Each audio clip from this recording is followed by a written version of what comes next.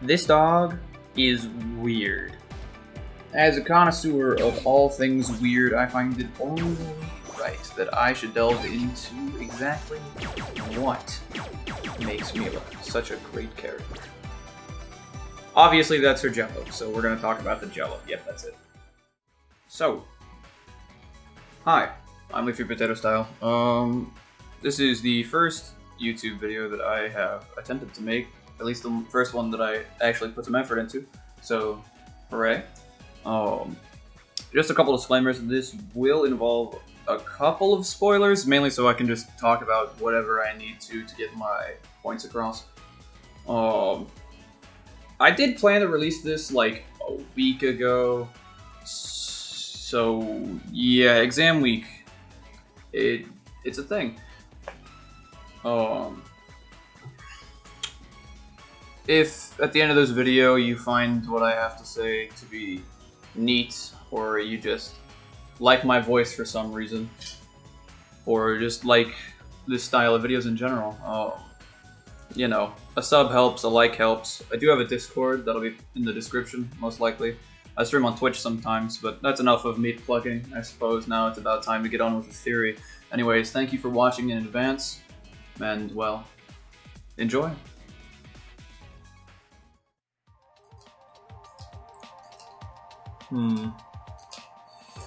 Where to start? Well, hello. I don't know how you randomly found this video, but thank you for clicking anyways. Now that a good portion of you have been thinned out because I didn't immediately get to the topic, we can proceed as normal.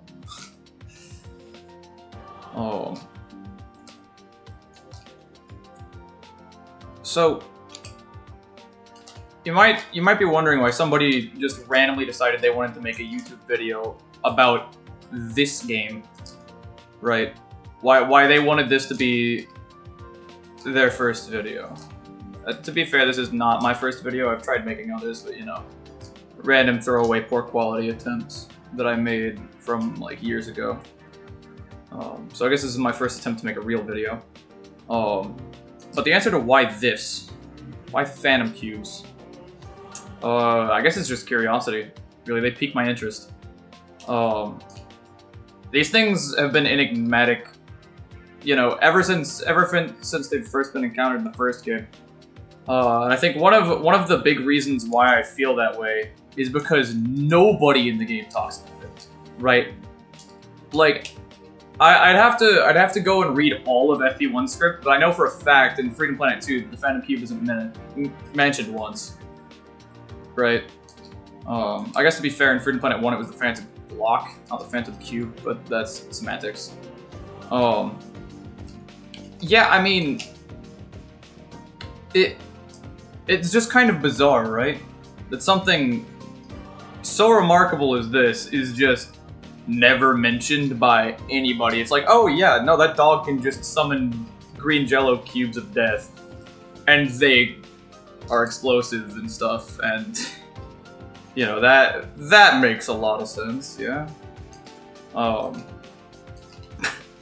mean, in the first game, if you throw the Phantom blocks, they just freaking explode. In both games, you can use Shield Burst, right? I guess in this game it's Super Burst, in the first game it's Super Shield Burst. You can still do Super Shield Burst in this game like that. I did it off screen, but whatever. Yeah, I guess it is kind of weird, right? So, and it's not like Milla isn't an interesting character either. She's probably the most interesting character in the franchise, with one of the most interesting abilities in the franchise. I mean, I could talk about Dragon Boost, but that would make this video way too long. So I guess for a start, we'll just talk about Phantom Cubes. Because, well, yeah, that's the video title, that's what you clicked for. So, what are these things? I got 3 theories. They are not equal. I think there are some that are much more likely to be true, or at least one that I buy into much more. We can go into why as I just progress through this. I'll probably just be picking random stages to play through.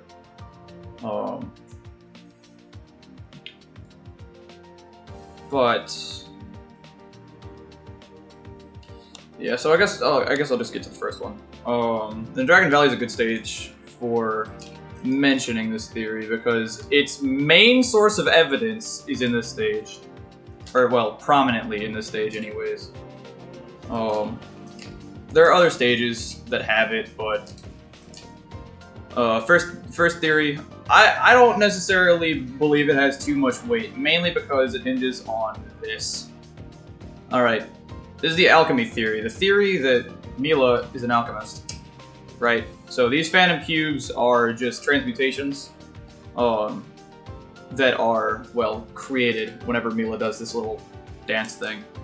That would explain why these two random plants that just happen to exist in this game give you 3 phantom cubes when you touch them. There's no real explanation as to, well, because there's no explanation as to what the phantom cubes are, this video can exist, but there's no explanation as to why this is Milla's power-up. Right, I mean, Nira gets ice skates, so that's why she goes faster, but like, why does this give you 3 phantom cubes?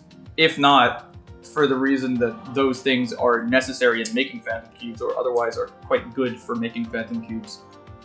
There is a bit of extra evidence in that, you know, Milla makes potions, right? I mean, throughout the entirety of the game, all of the potions that you buy, right? I don't know if I have too many on this file, but all of the potions that you buy, Milla makes, right? I mean, there's a caveat to that in that, what's her face? I think it starts with an N. The little lady, the what's her name? I'll think of it. Chloe. It doesn't start with an N. What am I on? Chloe. Chloe sells potions too. The first time I noticed that was when I was playing as Carol, because she gets separated from everybody in Perusa. But Milla is not the only one who can make potions in this game. I think that's an interesting thing to note. Either she's not the only one that can make potions, or Chloe just buys them from somebody. Also, I appear to be stuck. Real shame. But yeah, I mean, so I guess the thing that makes it so that I don't necessarily buy it 100% is there is no reason to believe that alchemy even exists in this universe, right? There's no real... Like the closest thing that you could say to, oh, that's alchemy, would be potion craft, but we have no idea on the nature of the materials in Avalice, right? If this is just something that they do, or if it's like something specific has to be done to them in order to make potions, right? Like this super volcano ender potion, I can't remember if that had a name, I don't think it does. The one used to blow up the volcano after, what's it called? I'll think of it in a sec. The stage after Ancestral Forge.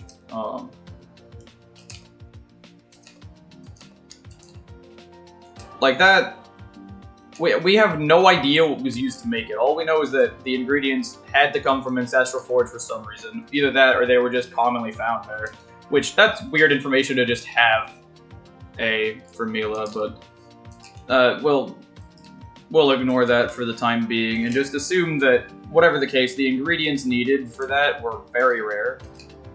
But they could just be naturally occurring things that just happen to explode when you combine them. It doesn't necessarily mean that you have to transmute them into an explosive potion. What is going on? Okay. Sticky. That's what I get for running this at 120 FPS.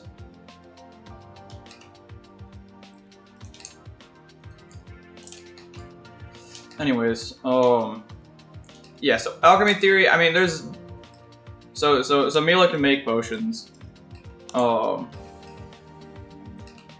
Milla's power-up provides phantom cubes. And those are the two biggest things that give weight to the alchemy theory. Besides that, there really isn't too terribly much.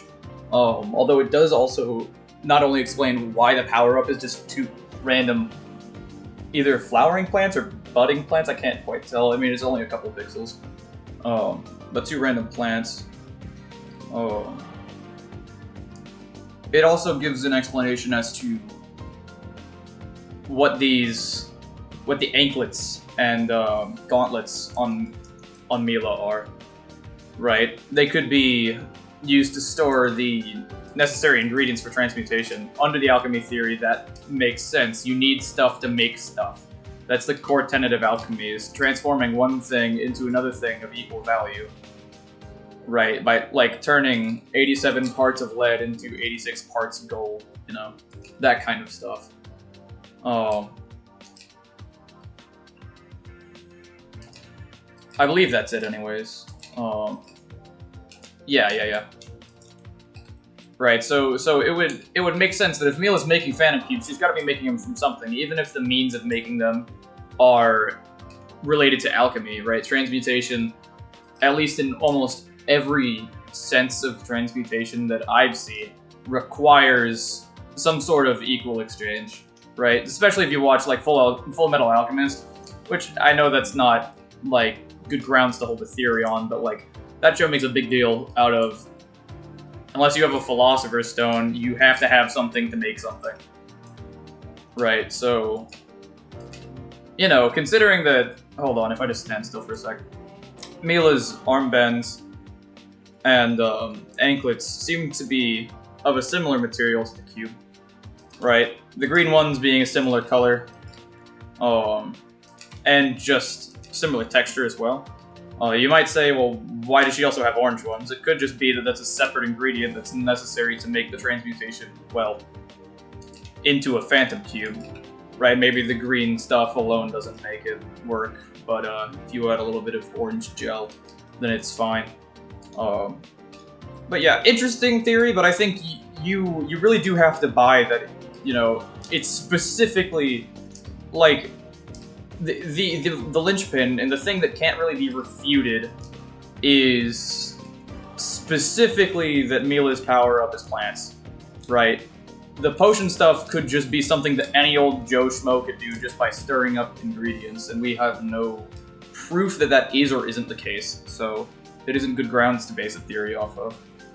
But, you know, it explains Milla's power-up, and I've said that already, but that's, like, one of the weirdest things in the game. Right? Weirdest design decisions in the whole game, at least in my opinion.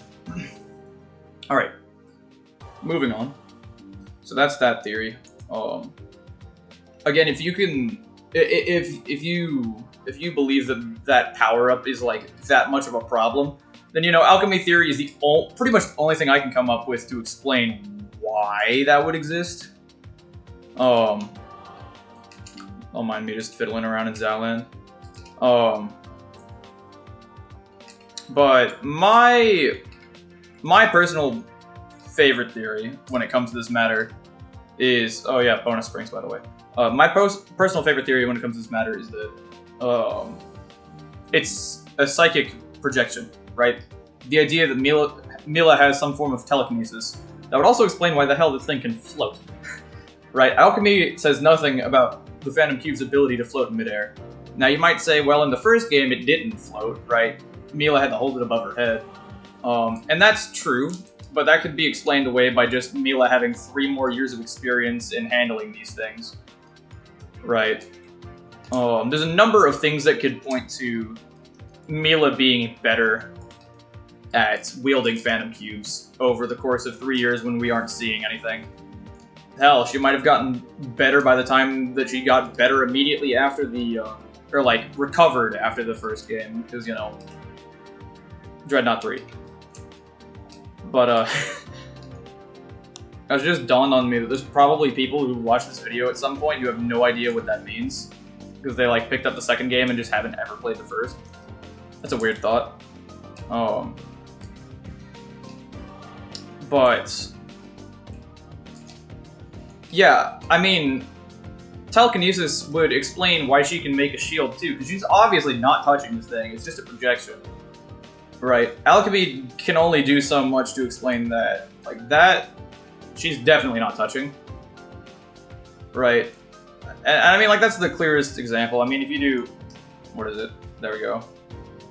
That, you know. Puppy Float, I mean, You could just say game logic, you know, it's just like how Yoshi can flutter jump, whatever.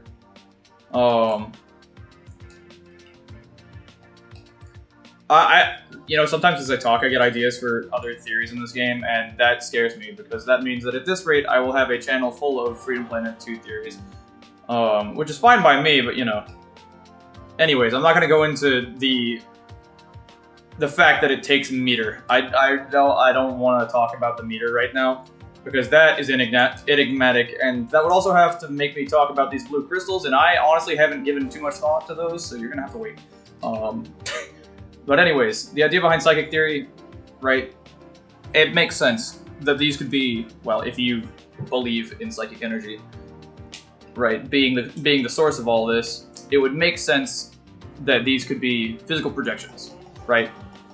The phantom cubes, the shield bursts, the cube blaster, the phantom shield. I don't know if it's called a phantom shield or just a shield. But I mean, and not to mention, I don't know if spoilers aren't already like warned in the video. It probably are in the intro. But I guess if you don't want to know what happens close to the end of the game, then, you know, maybe skip this part.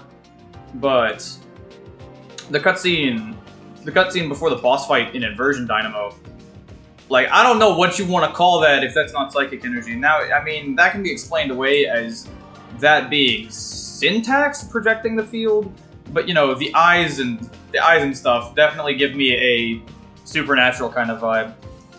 Now, I mean, there's cause to believe that Resonance Link is not just an absorption of psychic energy, but rather the thing that causes one to turn into, well, Dreadnought 2 and 3.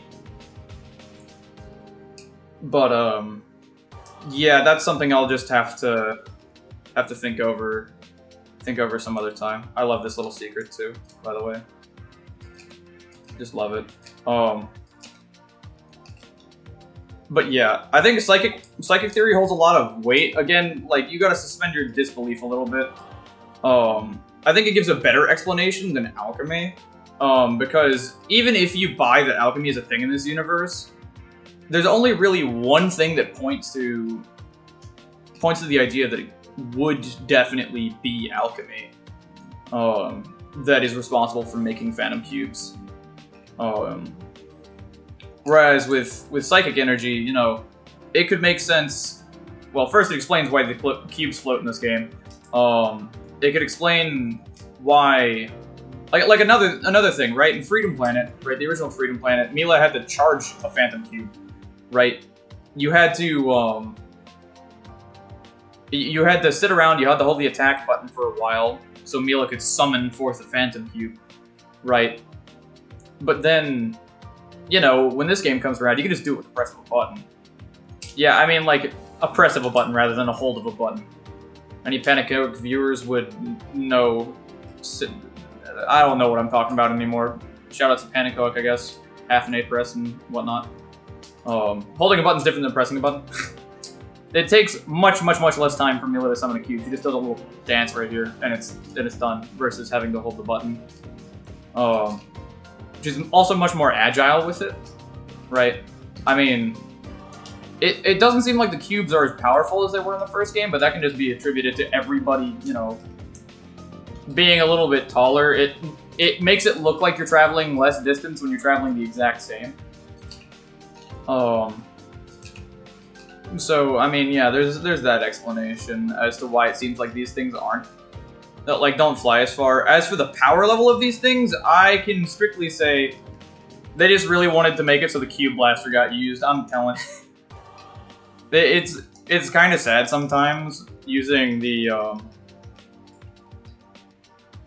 what's it called? The shield burst, or not the shield burst, but the super burst in this game compared to the shield burst in the first, because the shield burst absolutely tore through stuff. Now, granted, Milla had like no HP in that game, so I guess you had to make a class canon in order for her to be any sort of viable character, but that's besides the point.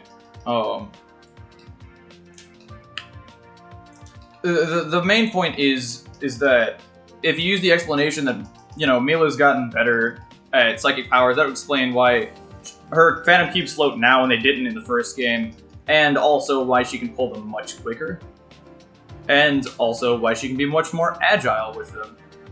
Right, that's just kind of, you know, all lumped together. Now, it doesn't answer at all why her regular S rank, let's go.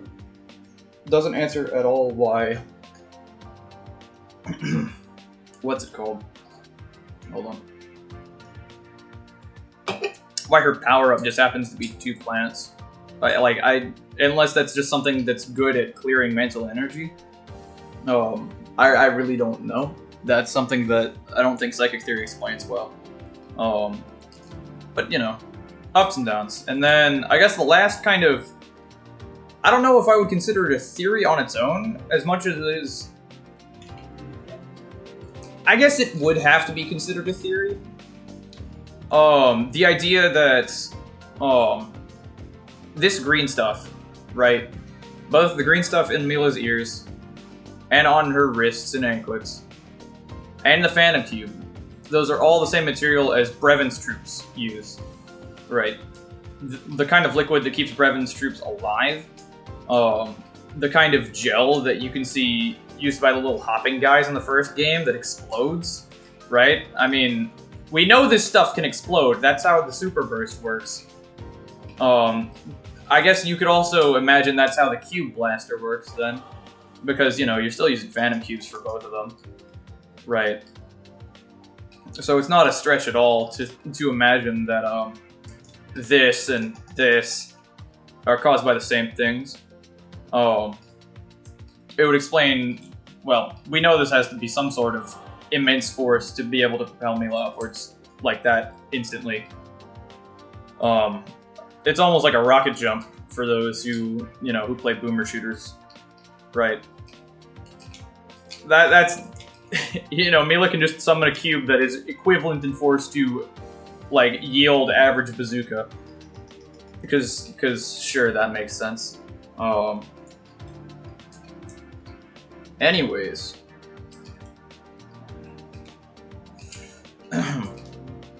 The idea that... and I think this one is probably the one that holds the most weight, and the reason why I say I don't know if it's necessarily a theory is because there's such immensely strong evidence for it, right? It's one of the only... I guess you could conclude the psychic theory from the first game, but you would have to, like, use your imagination a little bit, I imagine, right? I mean, even in the second game, yeah, no. It's not, like, 100% that it is psychic energy, but that explains it a lot, really cleanly. But in the first game, you know, it isn't confirmed that Milla had anything to do with Brevin, but considering she was one of the 2 characters in the first game that, well, Final Dreadnought 2 and 3,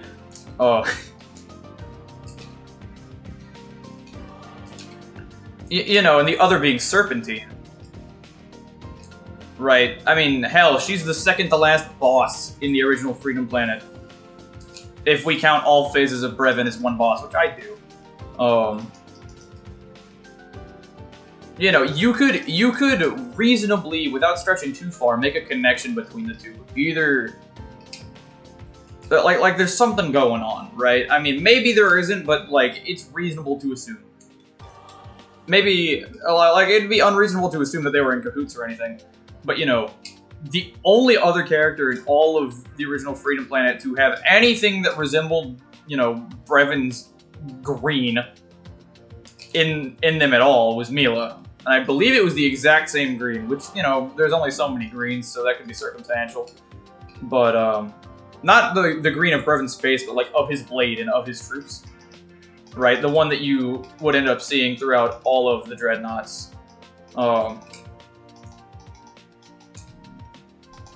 Now, that is much more strongly, like... In this game, it's, like, outright stated. Now, granted, it's by Serpentine. Right, he's just a lying, conniving piece of garbage. But, at the same time, we don't know that everything he says is untrue. Right, and Milla's reactions to what he says happen to be genuine. It is stated that she is from the same planet as Serpentine and therefore Brevin, which explains quite a bit, you know. I guess if you're gonna just say that Milla's fandom cubes are related to Brevin somehow, I think, well, yeah, but like, where's the what does that mean, really? Well, first off, I guess it's kind of interesting that with the Brevin theory, it's like, okay, is this just like, is this a biological substance then? Like, is this something that is created within Milla and then summoned for use? Right? Because, I mean, like, she's got, like, the bits of gel in her hair, and it looks like the green and orange anklets and bracelets can be removed, but, you know, the gel on her ears, not in her hair, on her ears doesn't seem to be removable. Maybe it is, but, you know, that's been a part of her design since well before Freedom Planet 1. Right? Even her earliest of designs, had the gel in the ears, right? I believe, anyways. Actually, not the earliest of designs, but some of the earlier designs. Of course, like, well established before Freedom Planet came out. But I'm not really sure where to go on that note, right? Whether or not the Phantom Cubes are a biological object, or if they're, like, synthesized, right?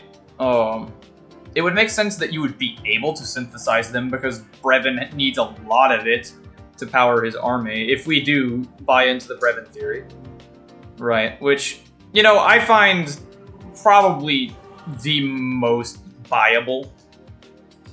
Right, the game gives you, like, hard evidence to believe, or not necessarily hard evidence to believe the theory, but, like, a lot of grounds to state the theory based on. Right, it is not unreasonable that somebody could randomly make that conclusion themselves. But it's unlikely that if it is biological, then it isn't also able to be synthesized. Because, again, hold on, I'm gonna just quit the map to make a point.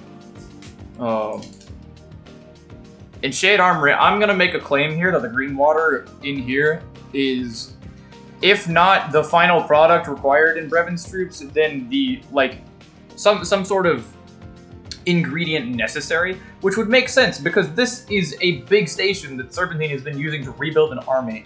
And you know what it's flowing with? This stuff. You know what doesn't show up almost anywhere else in the game? This stuff. I'm pretty sure this is the only stage that it shows up at.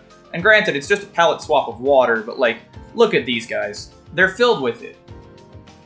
Right? This is meant to be, like, a stand-in for the energy used by Brevin's troops in the first game. Just, like, a little bit of a graphic update. You know, but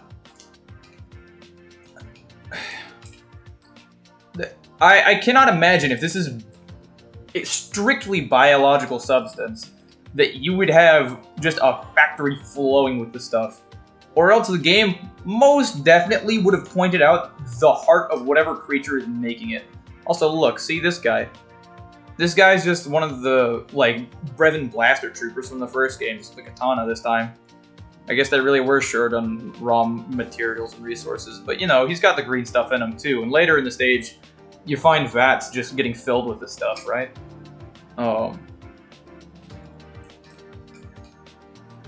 Also, I don't know if it's this little circular machine in here that makes the water, like, spit you out or whatever when you hit jump, but yeah.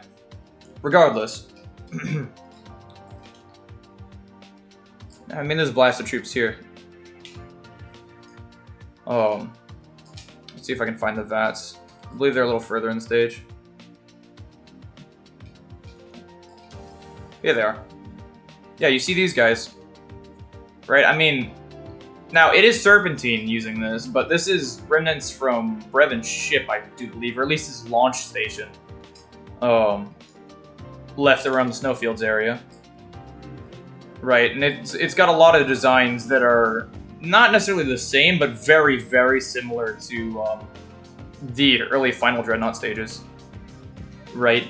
I mean, it's even got the lift platforms, right? Those, like at the very beginning of the stage. If I drop down here, these things. These are in Dreadnought 1. Anyways. All that to say, I think that, assuming the Brevin theory is true, which I think it has the highest chance of being true out of all of the theories that I've talked on, I'd have to say that this material is synthesized from something, right? And that could go a little bit to explain, well, maybe the power-up being plants, those plants just have all the ingredients necessary to synthesize the Brevin goo, which just happens, in the Brevin theory, these things are made of that, or some version of that. Not quite sure on that. I don't know exactly what to,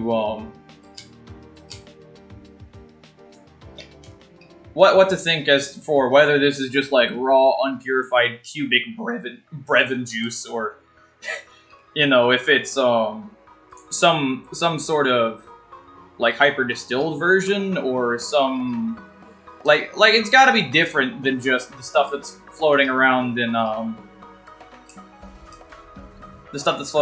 what's it called, Shade Armory, right? Because if not, then it would probably be exploding all over the place when we swim through it. Yeah, I mean, it just seems as mundane as water in this game. Right, the liquid itself. Now, I can imagine if you were to highly concentrate it, then maybe it has this kind of property. Because, again, we see Brevin's troops that do use it, and it does seem sort of explosive. At least in the first game, it's more convincing that that stuff is explosive. In this game, the troops that do attack with the goo, it just looks like some sort of corrosive liquid. Like highly corrosive, highly reactive, but maybe not necessarily explosive. So, I suppose when it comes to all that,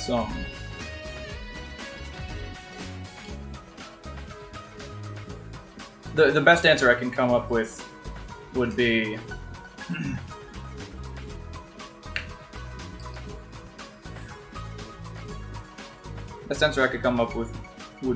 that it is definitely synthesized, and that if it is synthesized, then Milla possesses some sort of ability to create it on the fly. Now, that does not explain why her cubes can fly at all. If you assume that the plants that she picks up from her power-up orb are an ingredient somehow in the Brevin juice, then, well, that's great, but that presents some problems. Namely, you know, Brevin is an alien, right? Unless these plants just happen to be on, like, whatever planet Brevin was from, or brought here by, like, the Earth Dragons or something, then it would be unlikely that Brevin would have had troops at all before he landed on Avalice, which we know either he did have troops before he landed on Avalice, or, you know, he made them very hastily before he went and executed Dale's dad, you know.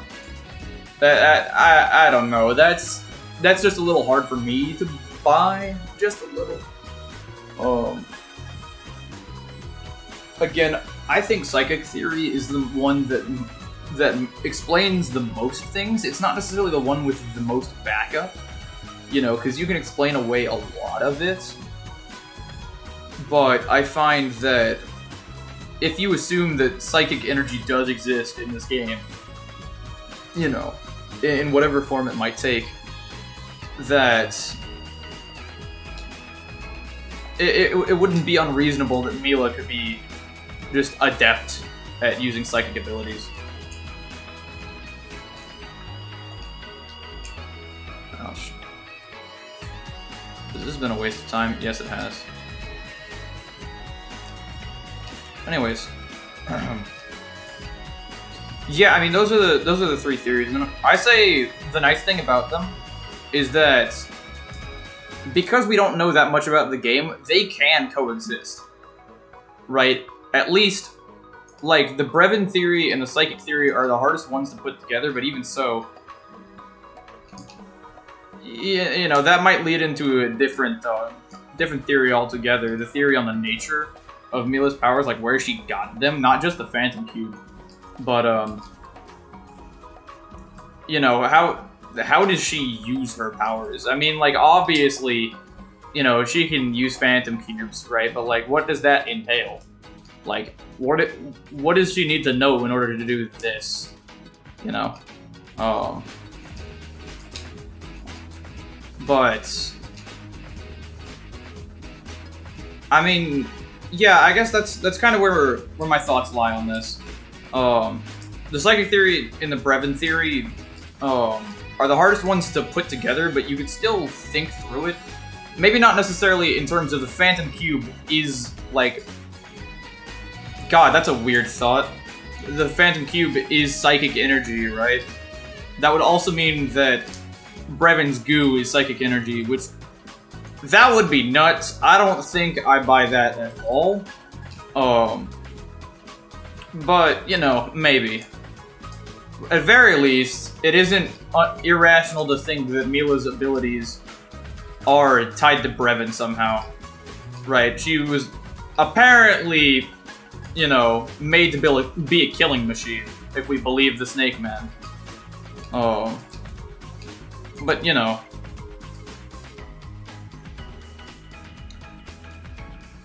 I guess when it comes to like psychic theory and alchemy theory also don't work too terribly well together. Milla could be an alchemist and a psychic, and so maybe she makes the cubes with alchemy but then floats them with psychic power.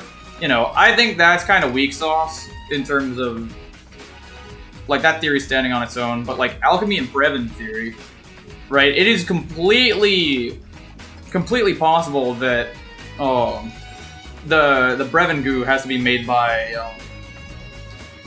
goo has to be made by some sort of alchemical process, right? Some ingredients have to be transmuted in order to make it, which could explain why, you know, it's found nowhere on Avalice until Brevin shows up, which I guess I have no basis to back that claim on, but it doesn't seem to appear anywhere in this game except Shade Armory.